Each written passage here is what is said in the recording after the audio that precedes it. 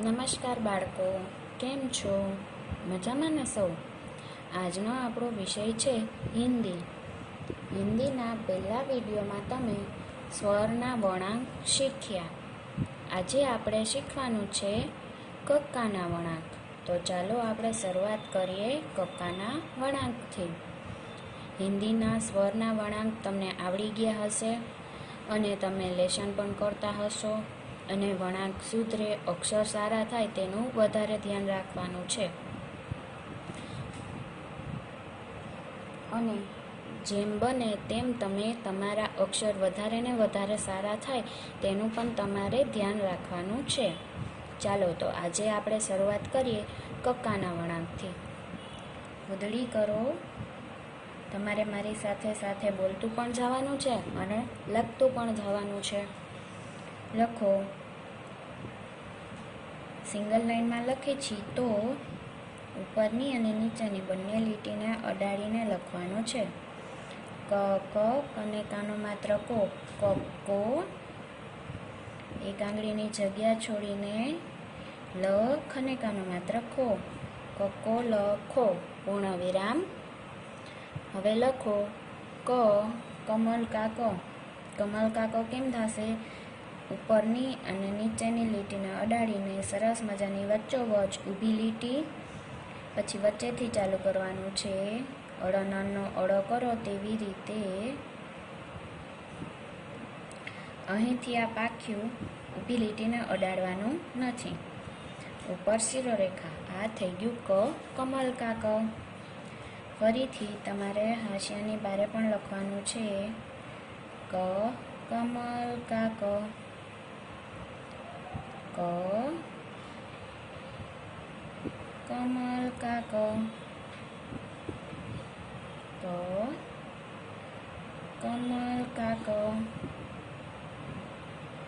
ક, કમલ કાક. ક, કમલ કાક. કમલ કાક થઈ જાય પછી શું આવે? ખ, ખરલ કાખ. ખરલ કાખ કરવો પણ સાવ સરળ છે. પહેલાં ગુજરાતીમાં તમે જેમ બગડો કરો છો ને તેવી જ રીતે બગડો કરવાનો, પણ અહીંયા વચ્ચે મીંડું આવશે નહીં. અડધું ગોળ થઈ જાય પછી સીધી ત્રાસી લીટી નીચે સિંગલ લાઈનને અડાડી દેવાની. પછી થોડીક આગી ઊભી લીટી કરી અને એ ફોર એપલ જેમ કરો છો તે રીતે કરવાનું. આજે અડધું ગોળ અને આ ર જેવું કરેલું છે તે બેને અડાડવાનું નથી. અને ઉપર શિરોરેખા. આ થઈ ગયું ખ, ખરલ કાખ. ખરલ કાખ પછી શું આવે? ગ, ગમલા કા ગ. ગમલા કા ગમાં ઊભો લીટો કરીને અડધું ગોળ, આ ઊભો લીટો કરીને અડધું ગોળ છે તે નીચેની લાઈનને અડાડવાનું નથી. અને બાજુમાં ઊભી લીટી નીચે અડાડવાની અને શિરોરેખા. આ થઈ ગયું ગ, ગમલા કા ગ. ગ, ગમલા કા ગ પછી આવશે ઘ, ઘર કા ઘ. ઘર કા ઘ કરવો પણ સાવ સહેલો છે. જેમ તમે ગુજરાતીમાં કરો છો તે રીતે જ છે, પણ ગુજરાતીમાં વચ્ચે મીંડું આવે, હિન્દીમાં વચ્ચે મીંડું આવશે નહીં. આ એક અડધું ગોળ પછી તરત જ એની ઉપરથી જ ઘૂંટીને બીજું અડધું ગોળ અને ઊભી લીટી ઉપર શિરોરેખા. આ થઈ ગયો ગ, ઘર કા ઘ. ઘર કા ઘ પછી આવશે ચ, ચમચ કા ચ. તો ચમચ કા ચમાં આડી લીટી, સરસ મજાનું અડધું ગોળ એના ઉપર લઈ જઈને ઊભી લીટી અને ઉપર શિરોરેખા. આ થઈ ગયું ચ, ચમચ કા ચ. ચમચ કા ચ પછી આવશે છ, છત્રી કા છ. છત્રી કા છ પણ ગુજરાતીમાં કરો એવી રીતે જ છે, પણ વચ્ચે મીંડું આવશે નહીં. છ, છત્રી કા છ. છત્રી કા છ પછી આવશે જ, જહાજ કા જ. જહાજ કા જમાં વચ્ચોવચ ઊભી લીટી પછી આડી લીટી અને રાઈટ કરીને તેવી રીતે આમ રાઈટ. આ થઈ ગયું જ, જહાજ કા જ. જ, જહાજ કા જ પછી આવશે ઝ, ઝાણા કા ઝ. તો ઝણા કા ઝમાં પહેલાં ઊભી લીટી, S for sun, ત્રાસી લીટી, વચ્ચોવચ આડી લીટી અને ઊભી લીટી, ઉપર શિરોરેખા. આ થઈ ગયું ઝણાકા ઝ. ઝણાકા ઝ પછી આવશે ટ, ટમટમકા ટ. ટમટમકા ટ કરો પણ સાવ સહેલો છે. પહેલાં ઊભી લીટી અને અડધું ગોળ, ઉપર શિરોરેખા. આ થઈ ગયું ટ, ટમટમકા ટ. ટ, ટમટમકા ટ પછી આવશે ઠ, ઠઠેરાકા ઠ. ઠ, ઠઠેરાકા ઠ કરો પણ સાવ સહેલો છે. ઠઠેરાકા ઠમાં પહેલાં ઊભી લીટી અને સરસ મજાનો ગોળ, ઉપર શિરોરેખા. ઠ, ઠઠેરાકા ઠ પછી આવશે ડ, ડમરુકા ડ. ડમરુકા ડ કરો સાવ સહેલો છે. ગુજરાતીમાં જેમ કરી છે તેમ જ છે, ખાલી વચ્ચે ઉપર ઊભી લીટી આવશે.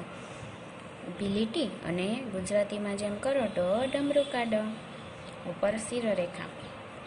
આ થઈ ગયો ડ, ડમરુકા ડ. ડમરુકા ડ પછી આવશે ઢ, ઢક્કનકા ઢ. ઢ, ઢક્કનકા ઢમાં ઊભી લીટી પછી અડધું ગોળ અને સેજ ઉપર લઈ જઈને મીંડું કરવાનું, ઉપર શિરોરેખા. ફરીથી શીખવાડું છું. ઊભી લીટી, અડધું ગોળ અને મીંડું, ઉપર શિરોરેખા. આ થઈ ગયું ઢ, ઢક્કનકા ઢ. ઢક્કનકા ઢ પછી આવશે હણ, બાણકા હણ.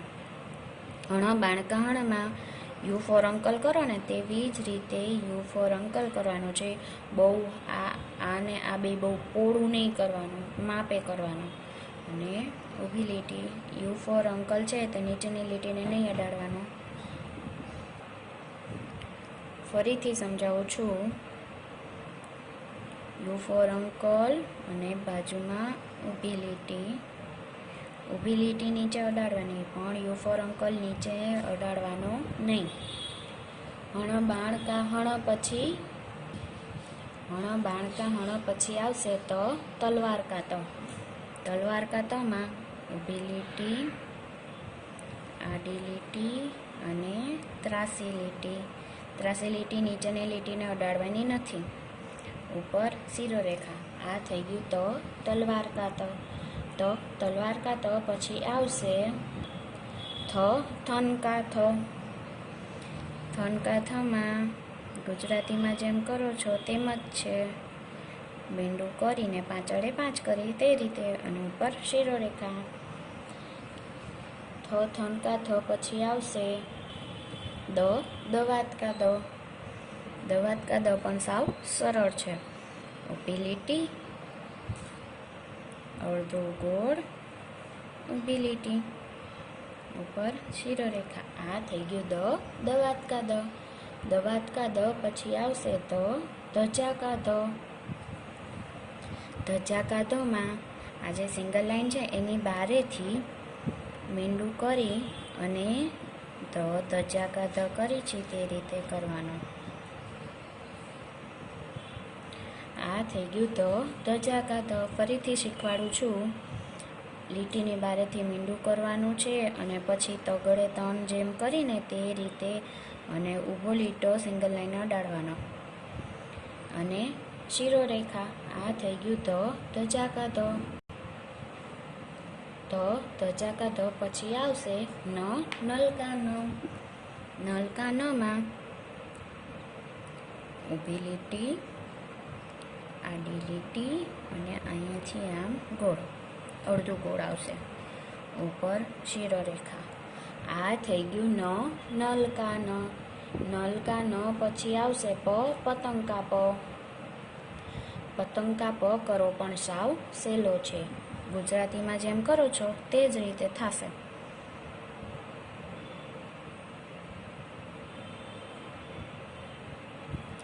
પ, પતંગકા પ.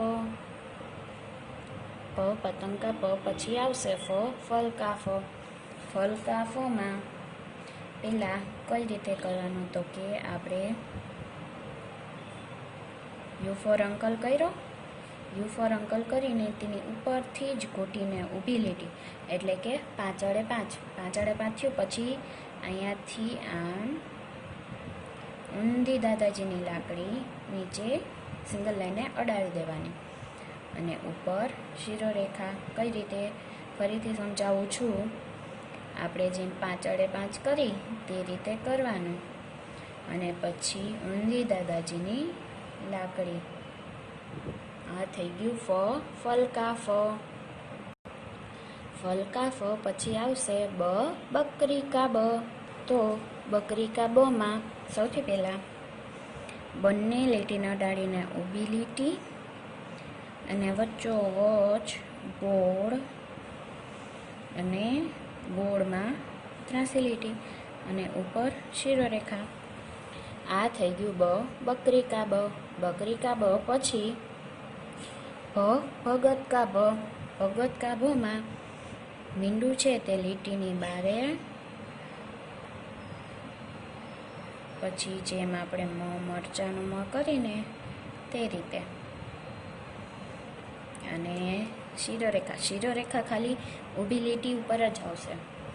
આ થઈ ગયું ભગત કા ભ. હવે આવશે મગર કા મ.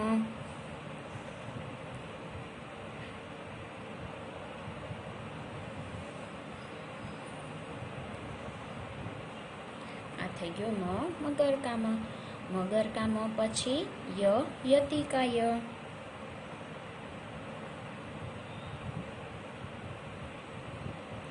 ગુજરાતીમાં કરી તે રીતે જ છે. યતિકાય. પછી આવશે રથકાર. ગુજરાતીમાં જેમ કરો તે રીતે પણ વચ્ચે મીંડું આવશે નહીં, ઉપર શિરોરેખા. આ થઈ ગયું રથકાર. પછી આવશે લડકા કા લમાં ઊભો લીટો, ત્રાસી લીટી અને અડધું ગોળ, ઉપર શિરોરેખા. આ થઈ ગયું લડકા કા લ. પછી આવશે વજન કા વમાં ઊભી લીટી, બકરી કા બ કર્યો ને તે જ રીતે પણ વચ્ચે એમાં ત્રાસી લીટી આવશે નહીં. આ થઈ ગયું વજન કા વ. પછી આવશે શરબત કા શમાં મીંડું કરીને ત્રાસી લીટી, અહીંયા વચ્ચે મીંડું નહીં આવે અને ઊભી લીટી ઉપર જ ખાલી શિરોરેખા આવશે. શરબત કા શ. પછી ષટકોણ કા શ.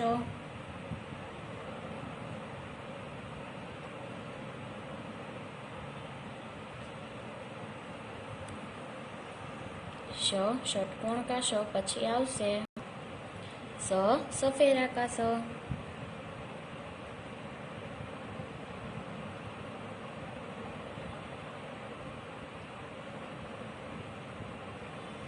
ગુજરાતીમાં જેમ આપણે સસલાનો સ કરી તે જ રીતે પણ વચ્ચે મીંડું આવશે નહીં. સફેરા કા સ. પછી આવશે હલકા હમાં ઊભી લીટી, અડધું ગોળ અને અહીંયાથી આમ અડધું ગોળ, ઉપર શિરોરેખા. ફરીથી કહું છું, ઊભી લીટી, અડધું ગોળ, પછી આમ નીચે ઉતારવાનું અને અહીંયાથી આમ અડધું ગોળ. આ થઈ ગયું હલકા હ. પછી આવશે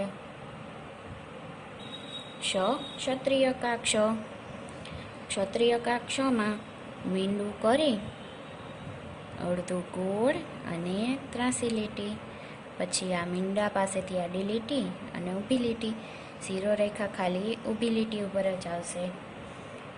ક્ષત્રિય કા ક્ષ. પછી આવશે ત્રિશુલ કા ત્રમાં ઊભી લીટી એક ત્રાસી લીટી નીચે, બીજી ત્રાસી લીટીમાં સેજ ગોળ કરવાનો અને ઉપર શિરોરેખા. આ થઈ ગયું ત્રિશુલ કા ત્ર. હવે આવશે જ્ઞાની કા જ્ઞ.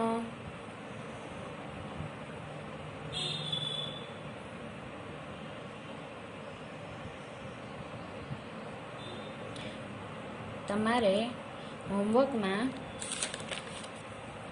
જે મેં કોની લાઈન લખી છે 5 વખત, તે જ રીતે આખો કક્કો તમારે એક લાઈનમાં એક અક્ષર 5-5 વખત થાય તે રીતે લખવાનો છે ને તે તમારું હિન્દીનું હોમવર્ક છે. આવજો.